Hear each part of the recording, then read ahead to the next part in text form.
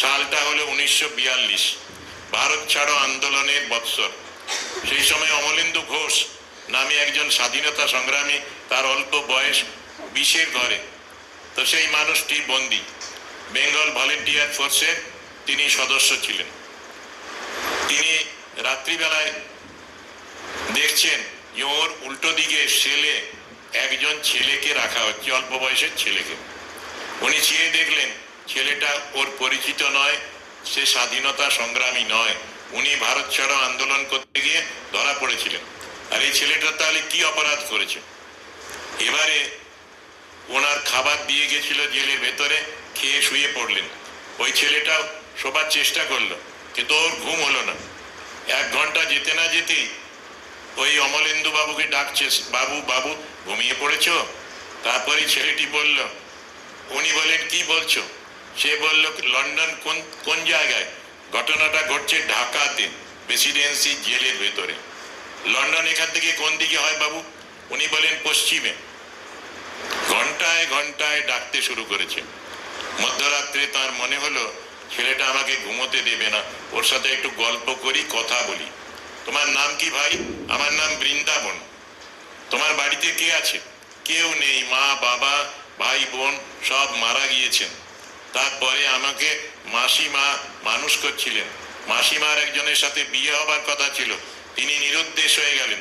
তারপরে মাসিমাও সুইসাইড করলেন। তখন আমি পড়লাম অসৎ সঙ্গে, তারপরে পকেট মারি শেখানো হলো আমাকে। তারপরে আমি ভালো পাকা পকেট মার হইনি, ঢাকাতে চলে এলাম। আমি ছিলাম বৃন্দাবনে, তারপরে ঢাকায় ধরা পড়ে গেলাম পুলিশের হাতে। উনি তখন বলছেন, আচ্ছা বৃন্দাবন, তুমি তো বৃন্দাবনে ছিলে। অনেকেই বলেন বৃন্দাবনে এখনো ভগবান কৃষ্ণ বাঁশি বাজান, সেই বাঁশির আওয়াজ নাকি শোনা যায়।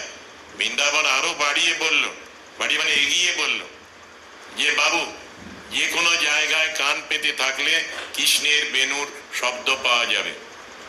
তখন উনি বলেন, এই ঢাকাতেই প্রেসিডেন্সি জেলেই বাকি রাতটুকু তুমি একটু কৃষ্ণের বাঁশি শোনার জন্য চেষ্টা করবে? হ্যাঁ বাবু করব। বলি ছেলেটা কেমন আনমনা হয়ে গেল, দেওয়ালের দিকে মুখ করে বসে গেল। বাকি আরো 4 ঘন্টার মতো কেটে গেল। মধ্যরাত্রি দিকে কখন ওকে পুলিশ নিয়ে গেছে উনি বুঝতে পারেননি। ও আসলে গিয়েছিল একটা অন্য মামলায় সাক্ষী দিতে, সেই জন্যে বাইরে ছিল। আসার সময় গাড়ি খারাপ হয়ে যায়, অনেক রাত্রি হয় ওর ফিরতে। সেই রাত্রিবেলায় সানসেটের পরে, সূর্যাস্তের পরে ওদের যে আড্ডা, মানে যেখানে পকেট মার স্ন্যাচাররা থাকে, সেখানে ওকে রাখা হয়নি। ওকে স্বাধীনতা সংগ্রামীদের এরিয়াতে রাখা হয়েছিল, যেটা একটু সেফ, পালিয়ে যাবে না, সেই জন্যে ওইখানে রেখেছিল। ভোরবেলায় কখন নিয়ে চলে গেছে। 50 বছর পরে 1992, 1992 কুইট ইন্ডিয়া মুভমেন্টের 50 বছর উদযাপিত হচ্ছিল কলকাতায়। রাখাল বেনু নামে একটি পত্রিকা আছে, মাসিক পত্রিকা, এখন আবার বেরোচ্ছে, মাঝে বন্ধ হয়ে গিয়েছিল। রাখাল বেনুতে অমলেন্দু ঘোষ শরৎ সংখ্যায়, দুর্গাপূজার সংখ্যায়, শারদীয়া সংখ্যায় বৃন্দাবন নামে একটা রচনা লিখলেন, যাতে এই কথাটি লিখেছেন। লিখে লাস্ট কনক্লুড করছেন, সমাপ্ত করছেন যে বৈষ্ণবেরা বলেন, অদ্যপি লীলা করেন গোরা রায়, কোন কোন ভাগ্যবানে দেখিবারে পায়। তো বৃন্দাবন দেখতে পেত কিনা জানি না, কিন্তু বৃন্দাবন শুনতে পেত। বৃন্দাবন তার কানে কৃষ্ণের বাঁশি যে কোনো জায়গায় বসে মন দিয়ে কান পেতে শুনত।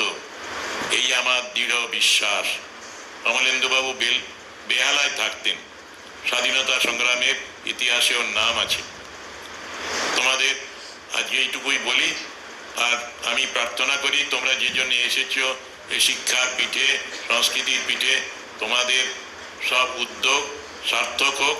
তোমরা নিজেরা নিজের উপরে দাঁড়াও এবং সমাজের ভালো কাজে যথাসাধ্য ব্রতী হওয়ার চেষ্টা করো। আগামী দিনে ঠাকুর মা স্বামীজির আশীর্বাদ তোমাদের উপরে শতধারে সহস্রধারে বর্ষিত হোক, আমার এই প্রার্থনা।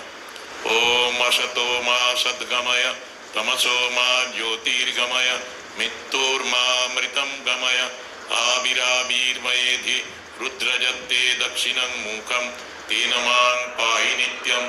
ओम शांति शांति शांति। हरि ओम तत्सत्। श्रीरामकृष्णार्पणमस्तु।